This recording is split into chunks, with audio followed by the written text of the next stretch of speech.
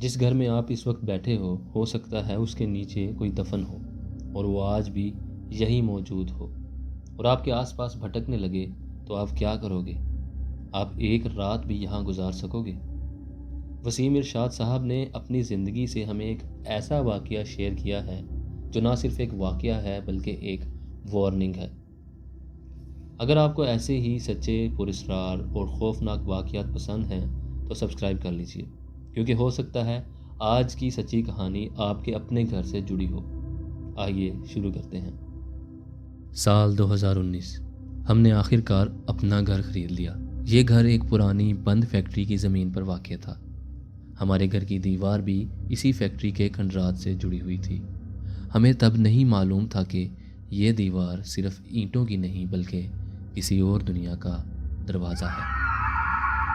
وہاں شفٹ ہوئے تو پہلی ہی رات ہم سب اپنے اپنے کمروں میں سو رہے تھے کہ اچانک زوردار سائرن بجنے لگا، جیسے فیکٹری کی شفٹ شروع ہونے سے پہلے چلایا جاتا ہے۔ میں سائرن کی آواز سن کر اچانک گھبرا کر اٹھا تو سب سے پہلے گھڑی کی طرف دیکھا۔ رات کے 12 بج رہے تھے۔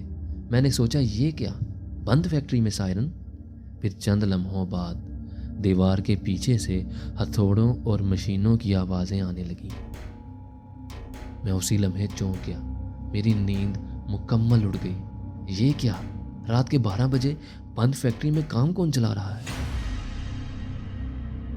میں باہر نکلا۔ ابا جان اور امی جان مجھ سے پہلے ہی صحن میں موجود تھے۔ میں نے ابا جان کو پوچھا، کیا ہوا، آپ لوگ کمرے سے باہر کیوں آئے ہیں؟ سب ٹھیک تو ہے؟ ابا جان بولے، بیٹا کمرے میں جا کر تو دیکھو، پتہ نہیں کس چیز کا دھواں اٹھ رہا ہے۔ میں کمرے کے اندر گیا تو اندر دھواں ہی دھواں، کچھ نظر نہیں آ رہا تھا، اور عجیب سی بو جو پہلے کبھی نہیں سونگھی تھی۔ یہ سب دیکھ کر میں چونک گیا۔ پھر میں نے تسلی سے چیک کیا کہ کہیں آگ تو نہیں لگی، لیکن ایسا کچھ نہیں تھا، اور دھواں بھی آگ والا نہیں تھا، وہ دھند جیسا ٹھنڈا سا دھواں تھا۔ اور پھر جو ہوا اس نے ہماری زندگی بدل دی۔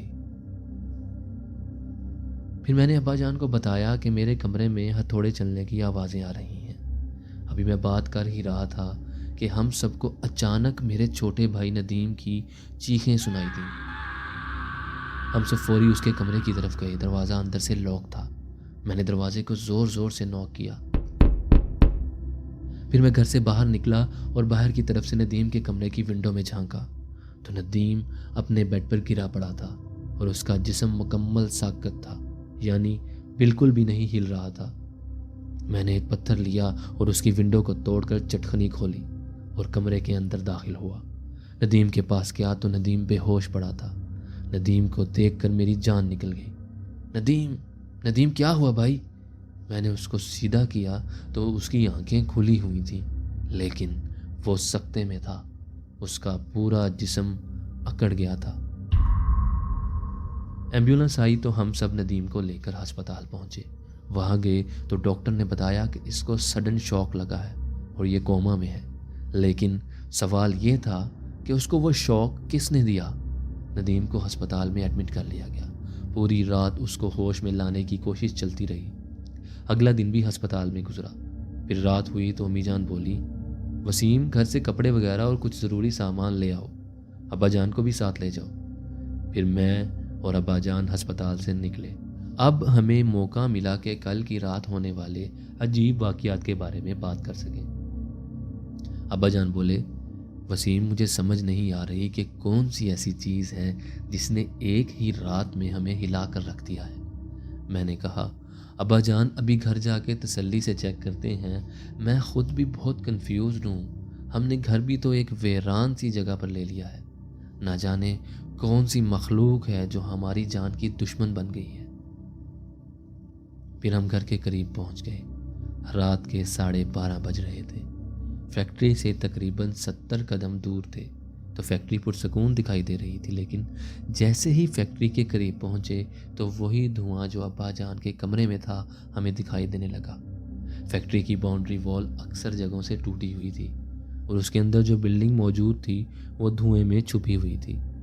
میں یہ منظر دیکھ کر بہت گھبرا گیا اور میری موٹر سائیکل کا توازن بگڑنے لگا۔ ابا جان بولے، وسیم سائڈ پر لگاؤ، ہمیں گھر جانے سے پہلے چیک کرنا چاہیے کہ یہ ماجرا کیا ہے۔ میں بہت ڈرا ہوا تھا، میں نے کہا ابا جان رہنے دیجئے، کیا ضرورت ہے جان خطرے میں ڈالنے کی۔ ابا جان بولے، نہیں یار، یہ ہمارا مسئلہ ہے اور ہمیں ہی حل کرنا ہے، ہمت کرو۔ پھر میں نے ڈرتے ڈرتے موٹر سائیکل فیکٹری سے تھوڑا فاصلے پر کھڑی کی اور ہم لوگ آہستہ آہستہ فیکٹری کی جانب بڑھنے لگے۔ یہ فیکٹری کا پچھلا حصہ تھا جو ایک سنسان سڑک کے ساتھ تھا اور ہمارا گھر دوسری طرف تھا۔ چلتے چلتے دھواں واضح دکھائی دینے لگا اور جیسے ہی ہم فیکٹری کی باؤنڈری وال کے قریب پہنچے تو وہی بو آنے لگی جو ابا جان کے کمرے سے آ رہی تھی۔ دیوار کا ایک حصہ ٹوٹا ہوا تھا اور اندر دھواں ہی دھواں۔ ابا جان آگے بڑھے، دیوار کے اندر جھانکا۔ جیسے ہی اندر جھانکا ابا جان کی چیخ نکل گئی۔ ابا جان تیزی سے پچھلے قدموں واپس میری طرف مڑے۔ استغفر اللہ ربی من کل ذنب واتوب علیہ پڑھتے ہوئے بولے، وسیم جلدی چلو، یہاں سے نکلو۔ میں پہلے ہی خوف سے گھبرایا ہوا تھا اور جو انہوں نے دیکھا میں آج تک نہیں بھول پایا۔ جلدی سے موٹر سائیکل سٹارٹ کرنے لگا۔ یہ کیا؟ موٹر سائیکل کو کیا ہوا؟ یہ سٹارٹ کیوں نہیں ہو رہی؟ انجن بار بار بند ہو رہا تھا۔ پھر ابا جان بولے، دوڑو بیٹا، یہاں سے نکلو، بس جلدی کرو۔ ہم نے موٹر سائیکل وہیں چھوڑی اور گھر کی طرف بھاگنے لگے۔ ابھی 2 قدم نہیں رکھے تھے کہ تیز ہوا کا جھونکا بہت پریشر کے ساتھ ہم دونوں کو لگا، جیسے کسی نے ہمیں دھکا دیا ہو۔ ہم دونوں نیچے گر گئے۔ میں ابا جان کو اٹھانے لگا۔ جیسے ہی اٹھانے کے لیے پیچھے مڑا، وہی دھواں نظر آنے لگا اور اس دھوئیں میں دھندلے سے سفید لباس میں ملبوس 4 مردے میری جانب بڑھتے ہوئے دکھائی دیے۔ میری وہیں جان نکل گئی۔ میں چیخنے لگا، ابا جان، ابا جان۔ بڑی مشکل سے ہم لوگ اٹھے اور جتنا زور لگا سکتے تھے وہاں سے بھاگنے لگے۔ بھاگتے بھاگتے گھر تک پہنچے۔ گھر کا لاک کھولنے کی کوشش کی، کانپتے ہوئے ہاتھوں کے ساتھ بڑی مشکل سے لاک کھلا۔ اندر جا کر صوفے پر بیٹھے سانس لے رہے تھے کہ میرے کمرے میں سے آوازیں آنے لگیں، جیسے کچھ لوگ رو رہے ہوں، جیسے کچھ لوگ رو رہے ہوں۔ اور تب ہمیں احساس ہوا یہ عام مخلوق نہیں تھی۔ اور تب ہمیں احساس ہوا یہ عام مخلوق نہیں تھی۔ ابا جان بولے، وسیم پانی۔ ان کی طبیعت بگڑ رہی تھی، لیکن میں نے کچن سے پانی کا گلاس لیا اور ابا جان کو پلایا۔ آوازیں تھم نہیں رہی تھیں، لیکن ابا جان پانی پیتے ہی فوراً اونچی اونچی آواز میں آیت الکرسی پڑھنے لگے۔ اللہ لا الہ الا هو الحی القیوم۔ میرے کمرے کا دروازہ بجنے لگا، لیکن آوازیں آہستہ آہستہ تھم گئیں۔ پھر میں نے بھی پانی پیا اور جتنی جلدی ہو سکتا تھا ضروری سامان پکڑا اور ابا جان کے ساتھ گھر سے باہر آ گیا۔ لیکن اب ایک اور چیلنج تھا، اس سنسان راستے پر واپس جانا اور اپنی موٹر سائیکل کو وہاں سے حاصل کرنا۔ میرے ذہن میں سوال گونج رہا تھا کہ وہ 4 مردے کہیں ہمارا انتظار نہ کر رہے ہوں۔ کیا ہم آج کی رات بھی زندہ رہیں گے یا نہیں؟ میرے ابا جان مجھ سے زیادہ ہمت والے ہیں۔ انہوں نے کہا کہ اونچی آواز میں آیت الکرسی پڑھتے جائیں گے اور تم تھوڑا فاصلے پر رہنا، میں آگے جا کر موٹر سائیکل لے آؤں گا۔ اس طرح میں ان کے پیچھے پیچھے چلنے لگا۔ سامنے موٹر سائیکل زمین پر گری پڑی تھی۔ ابا جان اونچی آواز میں آیت الکرسی پڑھتے ہوئے چلتے جا رہے تھے اور پھر مجھے رکنے کا اشارہ کیا۔ میں وہیں کھڑا ہو کر دیکھ رہا تھا، لیکن میرے ذہن میں خیال آیا، ابا جان تو آیت الکرسی کا حصار کر کے جا رہے ہیں، میں یہاں اکیلا ہوں، میرا کیا بنے گا؟ میں نے بھی آیت الکرسی پڑھنا شروع کر دی۔ ابا جان تیزی سے موٹر سائیکل کی طرف بڑھے، اس کو اٹھایا، سٹارٹ کیا۔ الحمدللہ موٹر سائیکل سٹارٹ ہو گئی۔ ابا جان میری جانب بڑھے۔ اب ہم دونوں کی زبان پر اونچی آواز میں آیت الکرسی جاری تھی۔ پھر ہم دونوں سنسان علاقے سے باہر نکلے اور ہسپتال پہنچ گئے۔ ہسپتال میں جیسے ہی بینچ پر بیٹھے مجھ پر نیند طاری ہوتی، میری آنکھ لگتی تو سامنے 4 مردے ہتھیار لیے آ جاتے اور میری اچانک آنکھ کھل جاتی۔ وہ رات ہم سب پر بہت بھاری تھی۔ اگلی صبح تک رشتہ داروں اور محلے داروں کو بھی ندیم کے بارے میں سب پتہ چل گیا، لیکن فیکٹری کے پاس جو ہمارے ہمسایہ میں رہتے تھے وہ بھی ہسپتال پہنچ گئے۔ انہوں نے جب ندیم کے ICU میں پہنچنے کی وجہ پوچھی تو میں نے بات کو چھپانے کی کوشش کی، لیکن ابا جان نے مناسب سمجھا کہ ان کو تمام تفصیل بتائی جائے، کیونکہ وہ سنسان علاقے میں پرانے رہنے والے ہیں۔ ابا جان نے کہا، گیلانی صاحب آپ یقین نہیں کریں گے ہمارے ساتھ کیا کچھ ہوا ہے۔ پھر ساری تفصیل بتائی۔ گیلانی صاحب کہنے لگے، آپ کو نہیں پتہ اس علاقے میں پہلے بھی بہت سے عجیب واقعات رپورٹ ہوئے ہیں، اس لیے اس سنسان راستے سے کوئی بھی نہیں گزرتا۔ لیکن جو مکان آپ نے لیا ہے اس میں پہلے کبھی کوئی نہیں رہا، صرف ایک بار کسی نے تعمیر کیا لیکن مقیم نہیں ہوئے۔ یہ فیکٹری بہت پرانی ہے، میرے دادا کے زمانے کی ہے، اور ابا نے بتایا تھا کہ اس کے مالکان 4 بھائی تھے، سب میں بہت اتفاق تھا، دن رات محنت کرتے تھے، لیکن ان کے دشمنوں نے ان کا بہت بے دردی سے قتل کر دیا اور ان کی لاشوں کو فیکٹری کی زمین میں ہی دفن کر دیا تھا۔ پھر اس کے بعد یہ فیکٹری کوئی نہیں چلا سکا، جو بھی فیکٹری پر قابض ہوتا اس کی کچھ دنوں کے بعد موت ہو جاتی، اور اسی وجہ سے یہ علاقہ بھی زیادہ آباد نہیں ہو سکا۔ گیلانی صاحب کا اتنا کہنا تھا کہ میں نے ابا جان کی طرف اور ابا جان نے میری طرف دیکھا، پھر ہم دونوں نے گیلانی صاحب کی طرف دیکھا، اور اب ہم سمجھ گئے تھے یہ 4 بھائیوں کی بدروحیں تھیں جو کسی کا وجود فیکٹری کے قریب برداشت نہیں کرتی، اور ہم نے تو انہی کی زمین پر گھر لے لیا تھا۔ اب ہم کیا کریں گے؟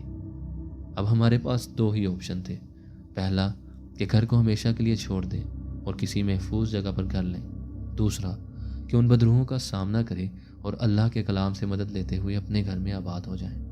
لیکن ابا جان آیت الکرسی پڑھنے والا کامیاب تجربہ کر چکے تھے، اس لیے ہم نے پھر دوسرا آپشن ہی بہتر سمجھا۔ پھر اگلے روز ندیم کی حالت بہتر ہوئی، اللہ کا شکر ہے اس کو ہوش آ گیا۔ پھر اس نے بتایا کہ اس نے محسوس کیا تھا کہ کوئی اس کو جگا رہا ہے۔ جب اس کی آنکھ کھلی تو دیکھا کہ ایک سفید کفن میں ملبوس انسان سامنے کھڑا تھا، ہاتھ میں عجیب سا ہتھیار لیے اس کی طرف بڑھا، اور اس کے بعد اس نے ندیم کو بیڈ پر دھکا دے دیا۔ پھر اس کے بعد اسے کچھ یاد نہیں رہا، لیکن اب چیلنج یہ تھا کہ ان 4 مردوں کے ساتھ کیسے نمٹا جائے گا۔ پھر ہم اگلی صبح جب ندیم کو لے کر گھر آئے تو سب سے پہلے ابا جان نے گیلانی صاحب اور ایک مولانا صاحب کو بلایا، پھر سب نے رات کے وقت فیکٹری جانے کا فیصلہ کیا۔ پھر جیسے ہی مغرب کی نماز ادا کی، ہم سب آہستہ آہستہ فیکٹری کی دیوار کے اس حصے کی طرف گئے جہاں سے دیوار ٹوٹ چکی تھی اور گزرنے کا راستہ بنا ہوا تھا۔ سب اللہ اکبر کا ورد کرتے ہوئے فیکٹری کے اندر داخل ہوئے۔ بہت عجیب اور وحشتناک ماحول تھا، تھوڑا تھوڑا دھواں اور مکمل خاموشی۔ اچانک چند لوگوں کے رونے کی آوازیں آنے لگیں۔